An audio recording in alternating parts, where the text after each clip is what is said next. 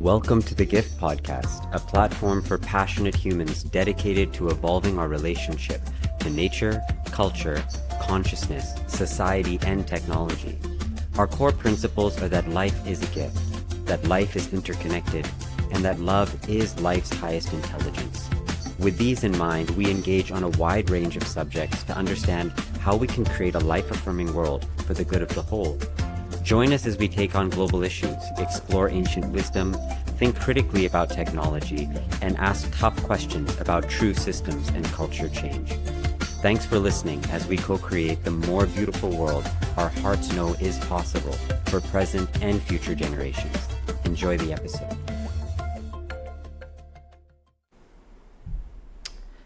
Hi everyone. For those of you listening, I'm really grateful to have a very long overdue conversation publicly with my friend, with my co-conspirator, collaborator on many different occasions, Ian Mackenzie, who is a weaver of worlds. He is a cultural architect, a storyteller, a media myth maker, and has been someone I've dubbed as the Indiana Jones of the news story.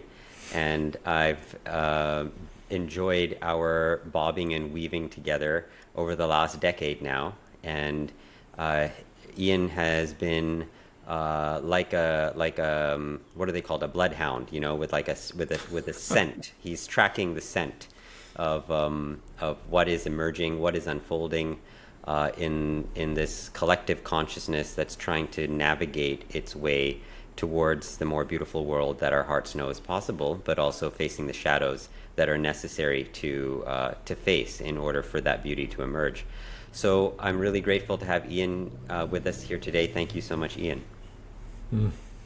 Good to be here one more time, brother. So I want to just dive straight into it. And the common thread that I found between us consistently is a passion for myth. A passion for myth, a passion for story, and both of us finding that as a way that is instructing us in how to understand the world, understand ourselves, but also as teachers as how to educate about the world and how to create collective sense making. And as I was thinking about this, I felt, this is a starting point for our conversation. Why myth? Why is myth and story important, if not essential, for this project of trying to understand who we are and our place in the great unfolding that's happening, that we call life, and also this time. Coming strong right out of the gate. Yeah. Well, I have come to understand, perhaps as you have, that there's some vital necessity of being able to see the world with a mytho-poetic understanding. That's one verbiage around it. Could you maybe define that for people who don't know that word, mythopoetic? Indeed. What I understand it to be, it's a certain vertical, like Robert Bly might say, it's the vertical dimension, when so often much of mundane life and society is conducted from the horizontal plane. And it's sort of the tyranny of literalism. And in many ways, it's one of the reasons why when we think of myth now, even in the terminology, the phrasing, it typically translates as something that's not true. Right? Somebody would say, oh, that's not a fact, that's a myth. And it's interesting that that's the way that Stephen Jenkinson has said, as you're tracking like cultural shifts, that you sort of track the way the kelp like drifts in the sea or something. That's the way he phrased it. Like, why is it that there was that drift away from, again, facts is something true and real and tangible, right? You can even hear it in the language. And myth became something, untrue, sort of fantasy, and really not that useful, right? That's the translation there.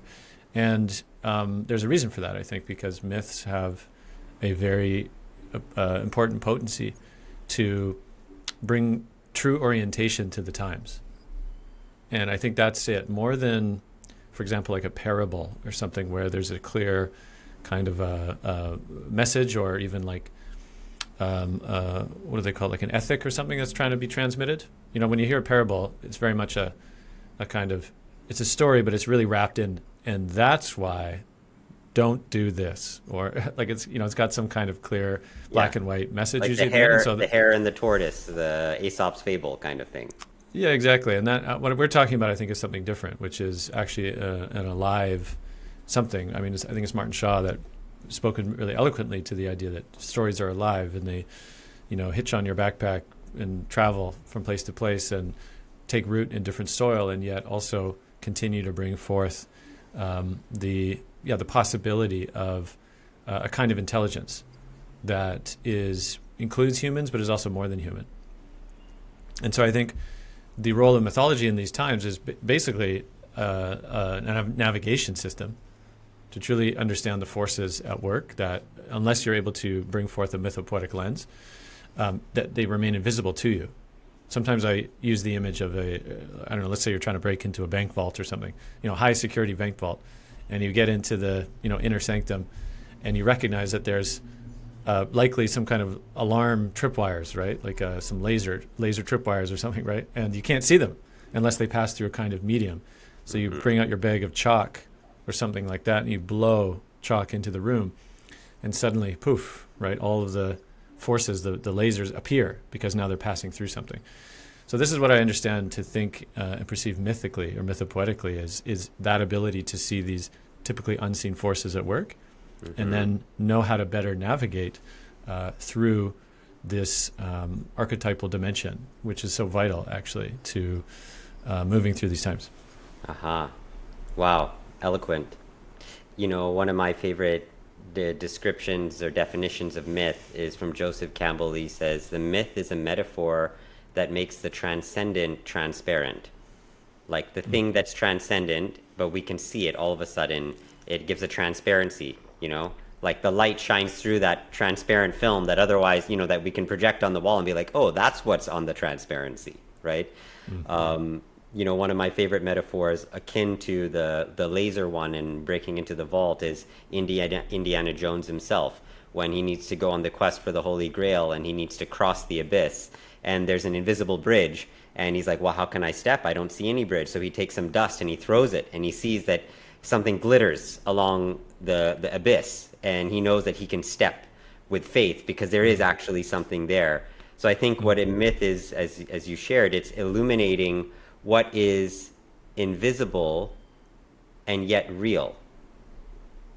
And I think that's so important because in a way that is what a gift is really about within us. It's to turn the invisible into something visible that can be tangibly felt and seen and touched. And this is also a mystical and spiritual endeavor. And I think at the root of the human experience of seeking meaning, of seeking deeper relationship with all that is, this is a spiritual quest, and human beings want to have a relationship with the mystery. Like they know that there's more to life than the 9 to 5 and what media says and what society's told you to do. I mean, there's this crushing force on the human spirit that isn't liberated to participate in the greater purpose and unfolding of life. And myth is our ally, like it's our friend. Like it's supposed to support us in that. And I'm curious, in what ways do you feel that myth has directly supported you in unfolding your own gift, your own purpose and meaning, your own archetype? Like, how has it served you? In what way? What teachers or what particular myths? I'd love to know. Mm-hmm.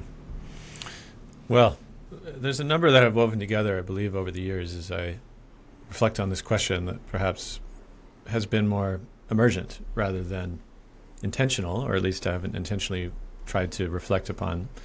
I think one in particular, which I believe drew us together, was the Shambhala prophecy, which, again, Joanna Macy, I believe, retrieved it initially, or heard it right from travels through Tibet, I believe, right? And I won't go into the whole myth, but just that I encountered that, I believe, through Velko Ripper. Actually, he's the one who first told me. He's a filmmaker, documentary filmmaker, initially.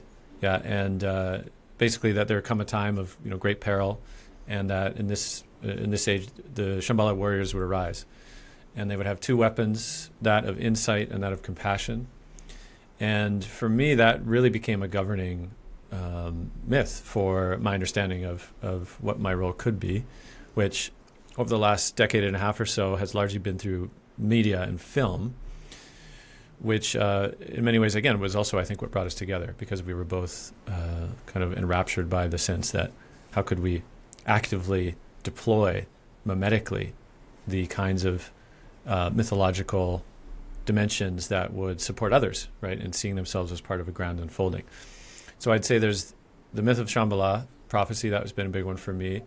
And I think another one, too, is this myth of the great forgetting, right, which is, again, has come through perhaps a few different teachers and lineages, but the sense that over the last, you could call it age or the Kali Yuga or something, that there has been this great forgetting that what it means to be in relation with each other and with the land, and that technology largely has been a force for this kind of amnesia, right, that's spread through the land, and a kind of consciousness disconnected from life itself. And so as we've continued through this technological age of progress, which again is highly suspect the more that you look into it, this idea that things are always getting better and triumphant. Charles Eisenstein calls it the myth of ascent, right, that humans are destined to be the lords and masters of nature. That's another myth that, again, largely is invisible to the technocratic bureaucracy or there's a new term actually now, which is like instead of oligarchy, it's broligarchy. Right? The billionaires that exactly are sort of encroaching even ever more fully on, at least in particular, the U.S. government. But there's this kind of forgetting, right, of like, what are we here to do? And this both mirrored in the personal, like a sense of your own particular medicine that you're here to bring, right? And maybe one of the costs of coming to this planet is that you forget, right? And so life becomes a process of remembering, but also collectively, as humanity, we've been in this process of forgetting and remembering. And so that, too, for me, I think has had a big impact on recognizing, again, it's not so much about forging a new way in particular as it is remembering the old way and returning to, once again, a sense of that recognition of our place in the world. Wow. It's so potent, even though we haven't talked for a long time, it's so clear, in many ways. And I think that's the power of myth, is that when we share a mythic coherence, even though we are separated by time and space, we are still part of a larger unfolding weave and pattern. I've noticed that between you and I think that's the power of what a myth can do. It can carry us through the strands of our individual destiny, but lead us towards a shared goal, which is why it's so important that we actually share myth, because it actually helps to organize the psyche, and the psyche is the center of our experience and how we navigate the world. And if we have that support, we begin to orient towards life in ways that create coherence, even though we're not necessarily talking about it, but we're carried by a larger thing. And ultimately, I think that's what the role of culture is. Culture establishes that, and it creates that coherence. Because I've been reflecting a lot on Shambhala, and really the notion with Shambhala is that it's part of this recognition that we are in this time of Kali Yuga, where the world is reaching its peak of confusion, and truth becomes relative. It's a time of inversion, and something that was true is actually presented as false, and the things that are false are presented as true. And as a result, culture becomes disembodied, and the collective psyche fractures under the weight of this. And it's actually supposed to be in this precise moment that Shambhala is made visible by those who have purified their sight. They can see the possibility inherent within this time. And the myth of Shambhala is really a myth of an enlightened culture.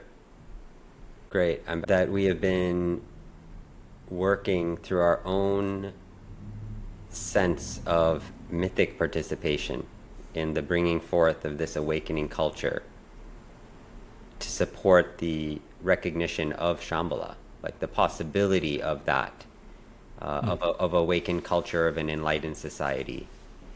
And this is why sharing a myth is important, because our practice of insight and compassion is unique to ourselves and our lives. But if we are grounded in that, as warriors of the heart, as Shambhala warriors, we are all serving the same possibility, and that's what is required to bring that about, you know? Well, this is, strikes me as a couple important pieces. One is, so I read, it was a graphic novel from Yuval Harari, who's written a number of books, right? But I think it was Sapiens. It was the graphic novel of his book of the same title. And one thing that really stood out for me was he makes the case that the reason why humans, well, I guess modern humans, I guess sapiens or something their name is, the reason they were able to essentially win out over the Neanderthals was because of this very quality, which is that they were able to ascertain and come into greater coherence through story, or you could say through a shared mythology. So they could ascertain quicker, or at least through kinship in a way. It's like, oh, do you believe the same thing as me? Therefore, we're the same, and therefore we don't have to be in combat or at war with each other, right? Because and we do this even today still, right? When you might meet somebody, it's kind of famous or famously recognized on the road, backpackers and things. When you meet somebody, the first thing you typically ask them, right, of like, oh yeah, where are you from, or where you been, right? And they'll say, oh, well, I have an aunt that lives in Louisiana, or they'll just try to establish very quickly a kind of kinship. Mm-hmm. Or if it's again like a religious kinship, not a blood kinship, right? Oh yeah, I'm part of the same religion or whatever it is. So there's something powerful about the ability to establish trust and coherence without directly having experience of another person or people. And that was the thing that actually, according to Yuval, allowed sapiens to emerge as the lords and masters so far to a degree. And I think that's important too, because we're at a time when the very same impulse or ability is also being deployed by others who also believe that they're living into this great cosmic story, right? Of whether you're talking about QAnon or Trump as the mythic savior, or there's lots of these cosmologies that I have zero doubt everybody thinks that theirs is the best one, right? The shared we're the enlightened ones, and they're still waiting to get it, right? And so it's challenging times because again we have the ability to deploy mimetically various cosmologies that explain what's going on. Right, whether we're talking about technocratic humanism, or again shadow, alt-right stuff, or everybody kind of thinks that they've got it figured out, or even again New Age, prophecy of Shambhala, spiritual warriors, and so it's really challenging time because again people en masse can be coordinated through media and YouTube and mimetic deployment to kind of bind to their own particular worldviews. So again, how do we come up with a shared coherence when it seems that life is vitally depending upon us coming to some kind of like objective understanding about what's needed and how to engage with the times? Yeah. Well, I mean, I think that we need to be radically authentic to our own attractor. Like if we share an attractor of Shambhala, which is the possibility of awakening culture, and people irrespective of caste or creed, of ideology, are able to don the shield of compassion and the sword of insight, and to train in that, that becomes, our attractor pattern. Like that's what the story that we have to tell, because it's authentic to us. It's not a fabrication of like, oh, what's the story we should tell people to get them to do the thing that we want to do? It's not meant to be coercive. It's meant to arise from the depth of one's own heart essence of like, this is what feels good, true, and beautiful for me, and I'm living into this. And I think that's it's massively important that this factors into our educational systems, our educational models. Like, I'm curious to explore with you, what is the role of the storyteller in cultural therapy, in cultural healing, in education itself? What is the cost or the peril of not taking into account the significance of employing myth for the purposes of human sense making, which then translates into the relationships that we have, the communities we live in, the jobs that we participate in, the media that we consume. Like all of this is an outcome of culture, which is upstream of our sense of, participation in the world. So what is the role of the storyteller, knowing that it's so important at this time? And how do we reclaim that, particularly in an educational context? Mm-hmm. Well, I haven't studied the history of modern education too deeply, but I understand that it came about primarily to educate or to condition a populace with a certain degree of skills that would be valuable to a certain economic marketplace, right? To train and to skill up. Well, I haven't studied the history of the modern education system too directly, but I understand that it came about to essentially train a population towards being useful for a particular kind of economic system, and therefore wasn't necessarily invested heavily in blooming the mythopoetic medicine of each citizen of the nation.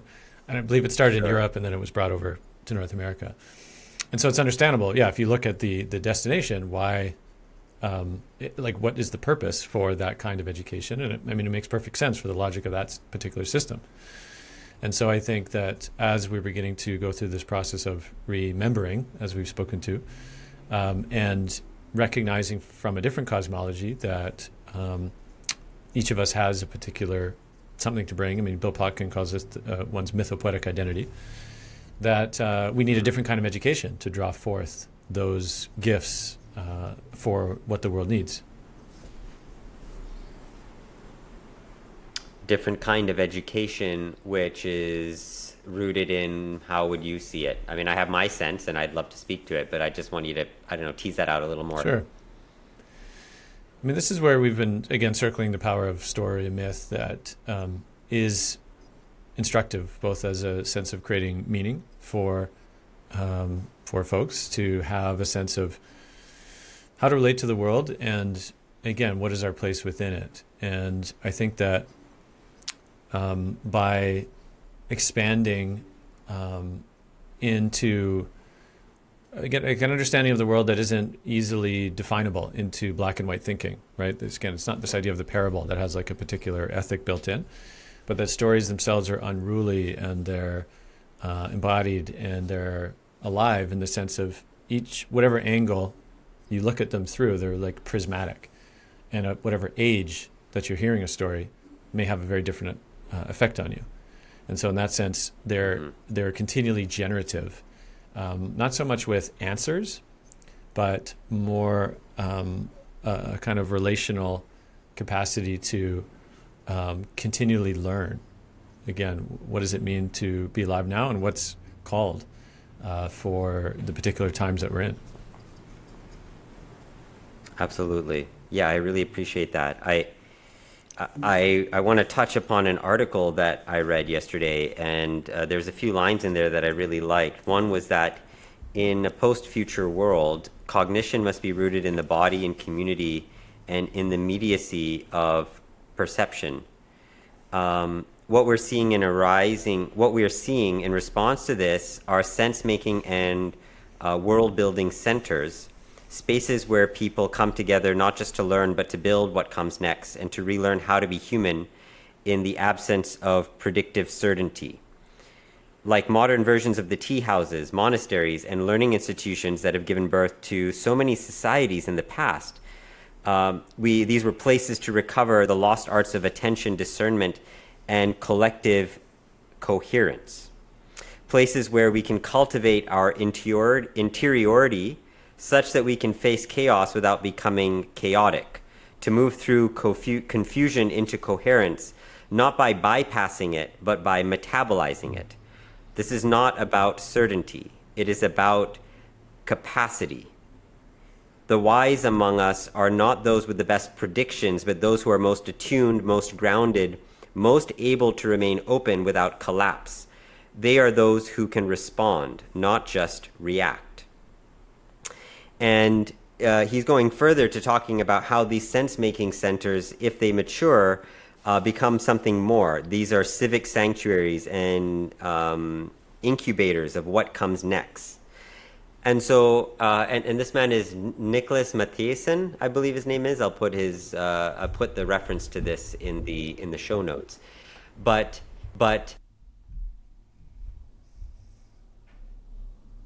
is so significant in this time is because what is required of us is a degree of comprehension, sense making in the face of complexity that doesn't require or even allow for predictive certainty that defined knowledge provides. We need wisdom. We need to be able to transverse, very shifting and complex circumstances. And I think myth and story are really about that. And so how are we going to educate and prepare ourselves for a world that we can't even really see, but we have to be able to navigate it and respond to it in real time? That is kind of what I think the myths are about. And if we don't incorporate them into our education, we're really going to be at a loss, I think. That's my sense. And I know that a lot of your work and the conferences that you've been organizing, the online summits, I mean, mostly you're drawing upon people that are storytellers and myth makers and anthropologists. And, it seems to me like these are the kinds of people that you are inviting forth, who are the ones that have the most to offer in educating us and preparing us for a world that's uncertain. That seems to be a big part of your conviction. Mm. Yeah. I mean, I remember years ago I attended an event called the New Story Summit, which was in Scotland in Findhorn. And there were a number of folks there, including Charles Eisenstein. And, who else? I mean, there's so many there. The elder Gigi Coyle, she's written The Way of Counsel. Bayo Komalafe, that's where I met him the first time.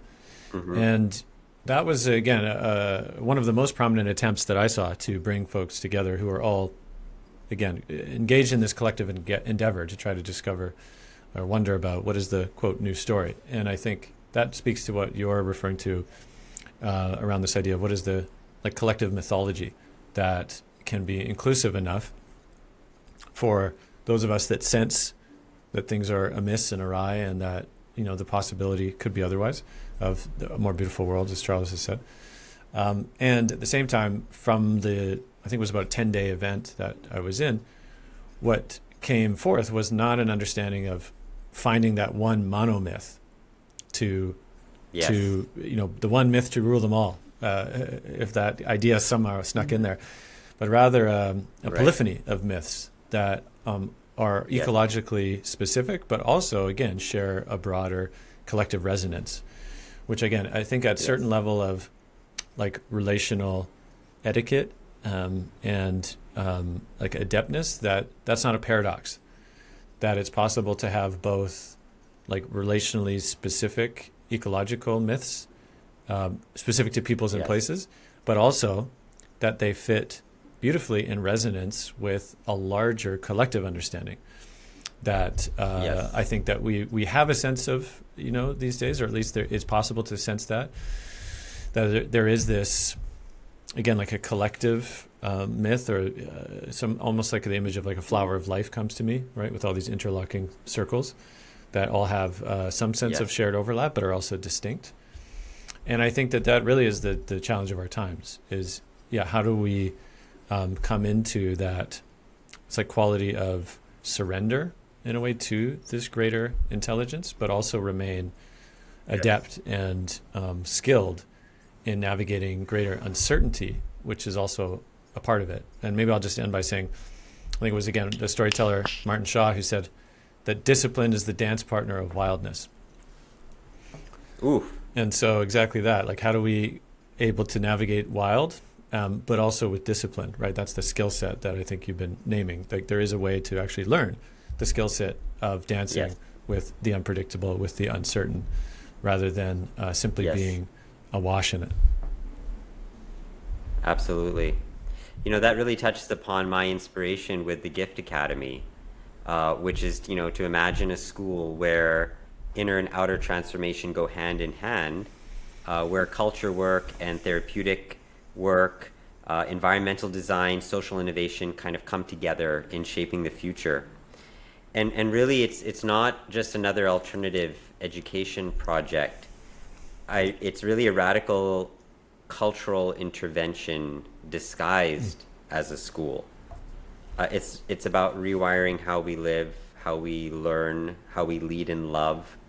And it's really for ones who feel the fracture in the culture and want to become the medicine, who are seeing that healing the world requires healing ourselves and our communities and our connection to the sacred.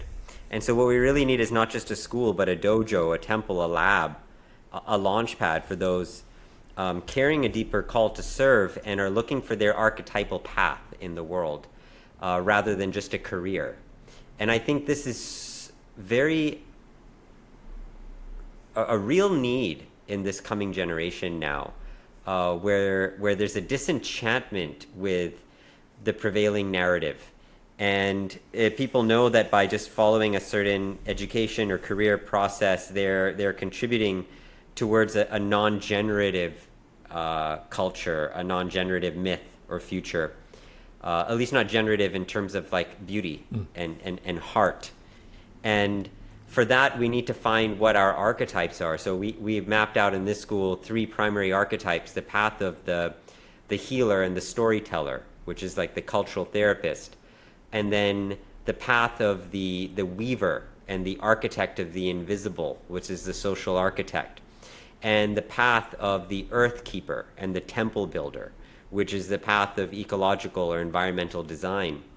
And that, people in the process find that their educational journey is really a lifelong process of finding their own place in the larger story, and that the gifts that they brought into the world are what they came here to give, to serve this larger myth, and to be in a field of mentors who are grounded in this mythic framework, but also in practical skills and how that translates into the world.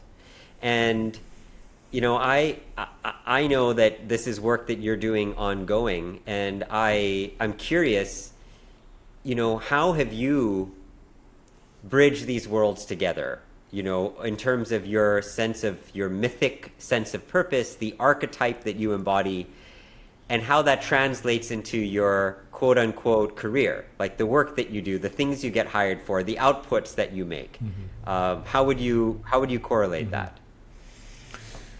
Well, I don't know exactly when it was, but likely in my early 20s. I was certainly drawn to media as a fascination, and then that became documentary film largely.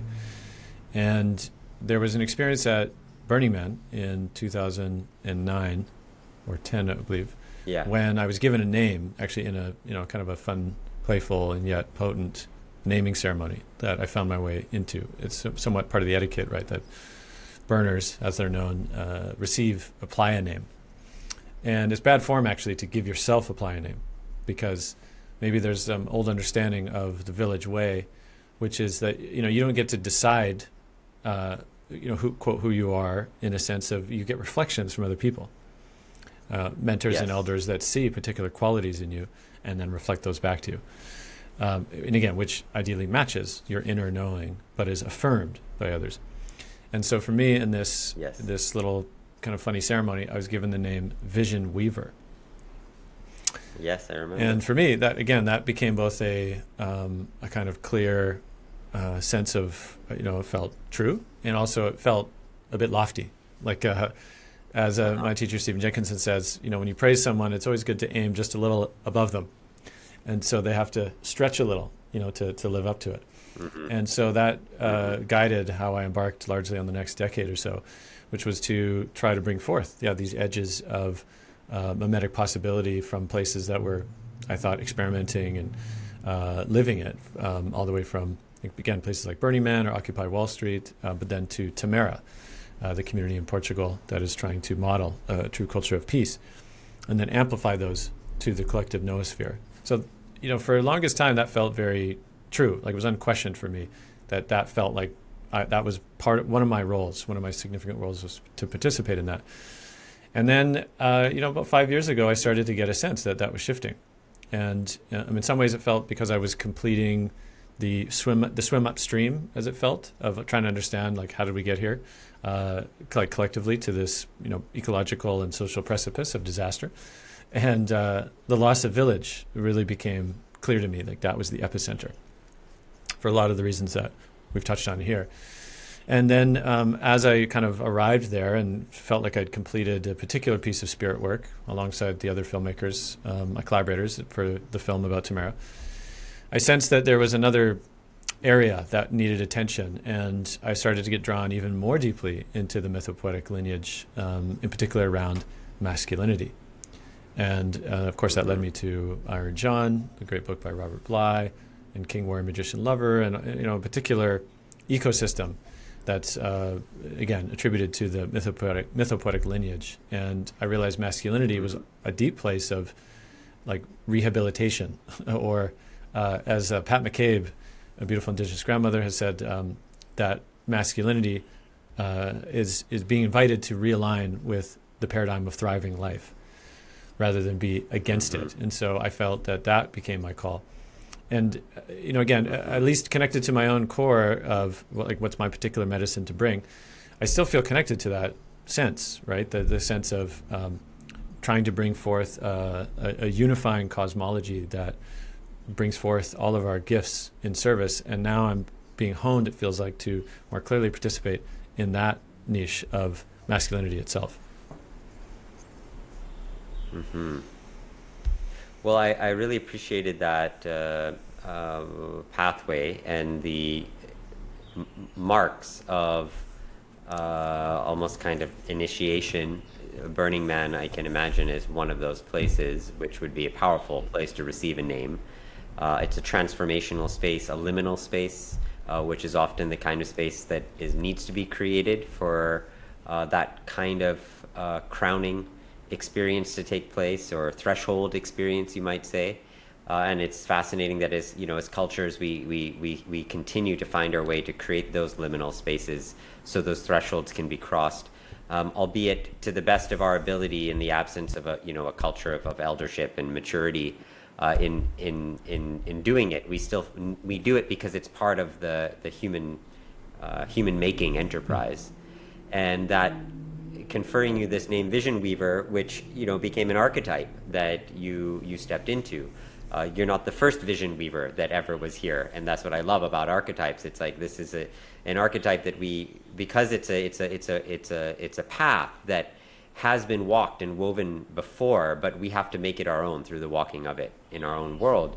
And as a result, you're fulfilling a function in the great weave, in the great tapestry, but also the recognition that that marked a certain phase of development, where I like that you brought up Bill Plotkin. He's been very inspiring for me, and he really talks about, in this maturation process of going from what he calls adolescence or late adolescence of the wanderer and the cocoon, which is where we're doing our largely like kind of shadow work and exploring the mysteries, going into apprentice at the wellspring and early adulthood, where we are apprenticing to the people and places that are reflections of our own yearning and path of skill and service, to then maturing in our adulthood to develop what he calls delivery systems for our soul work.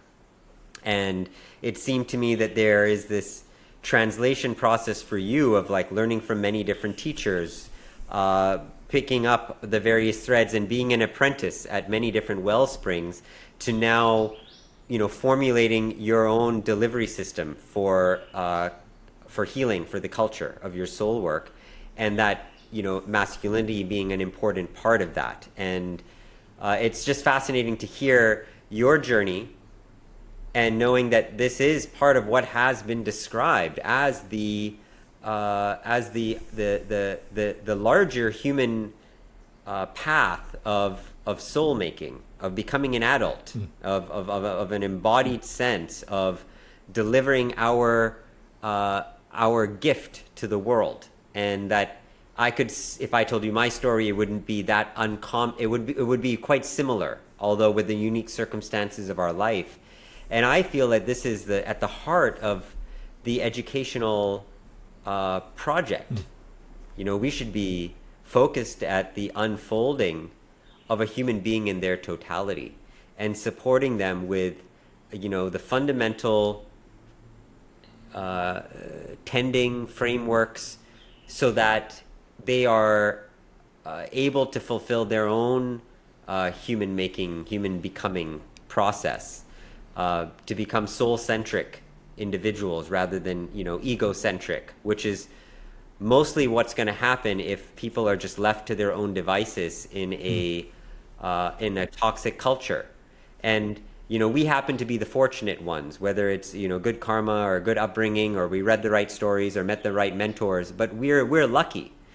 There's so many that don't have the good fortune that we had. And how do we expand our embrace to say, hey, we can welcome you into this. There's more to this enterprise, and we need you.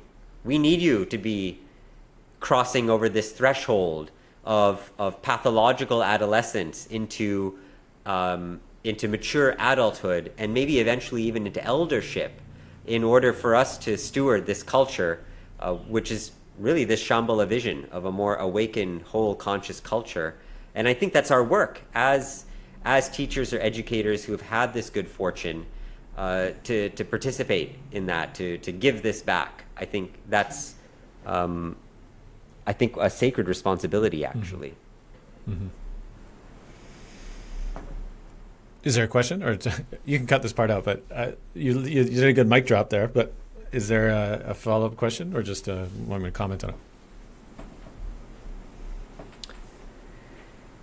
Yeah, it doesn't have a follow-up question, but I am sensing a kind of a coming to the end of, which is beautiful and natural. I think if I was to invoke a closing, I would like to know if there's anything that's been unspoken, or an insight that arose in this conversation, or a something that wanted to come forth that you've been, you know, had in the oven or has been incubating, that you'd like to offer forth, you know. Yeah, let me think about this. Well, I could talk about maybe like rites of passage, like the function of a rite of passage. Sure. You spoke about the shift from egocentric to ecocentric, and I think that's important to maybe add a little highlight there, that one of the necessary functions of initiation or rite of passage is specifically to help, in particular, youth or an adolescent psychological being to go through that process of maturation, because it's actually very difficult, it looks like, to do on your own. Again, Martin Shaw spoke about how who is a longtime rite of passage guide as well as a storyteller, but he said that just because you go through certain calamitous things, whether it's again like an accident or being through war or something like that, just because you go through things that could be initiatory, if you don't have the right support around you and the ability to translate that into a meaningful sense of again purpose and your medicine, then it can just stay basically a trauma, an ego trauma that, in fact, has you double down even more on your own convincing or the convinced nature of your own centrality.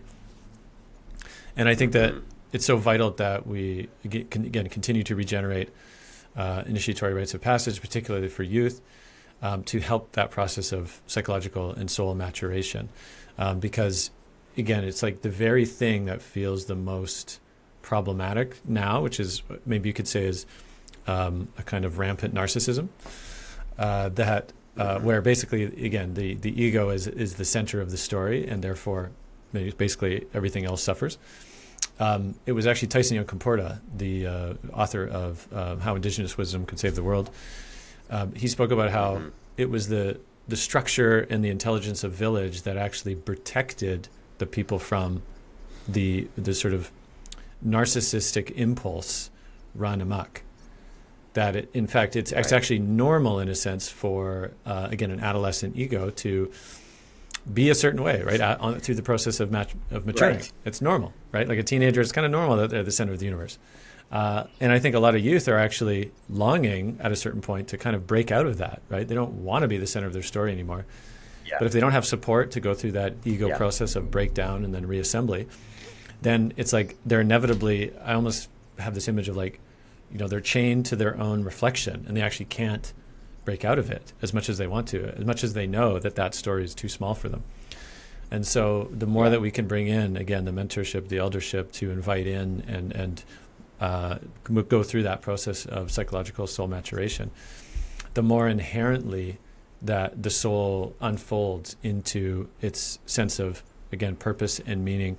And again, it comes from this core belief that people that are connected to that deep sense of purpose and the greater cosmology inherently want to give their gifts.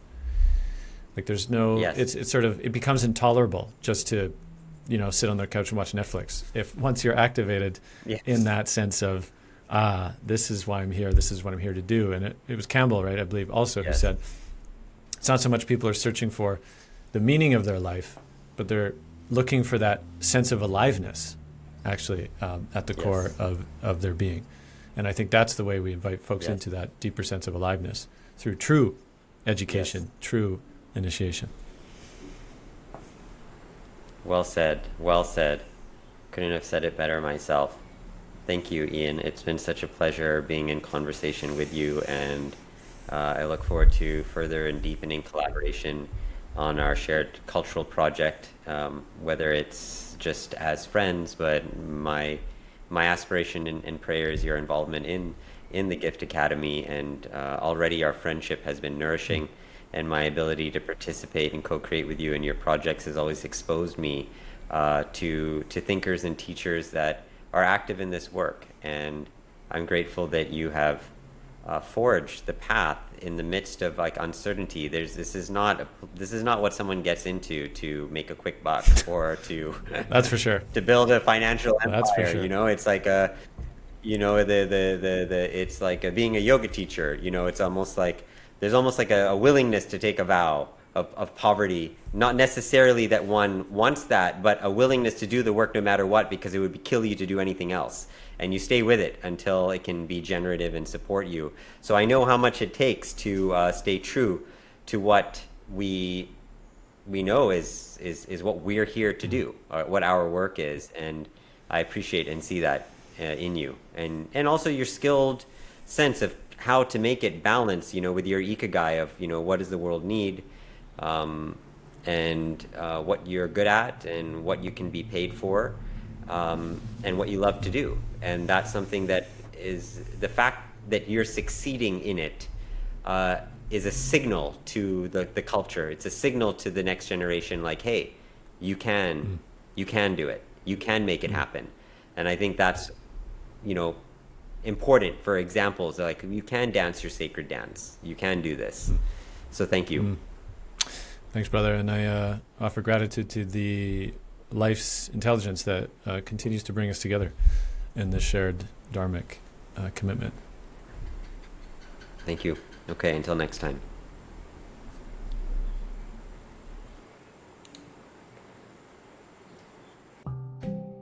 Thanks so much for listening to this conversation. Your attention is the most valuable currency in the world today.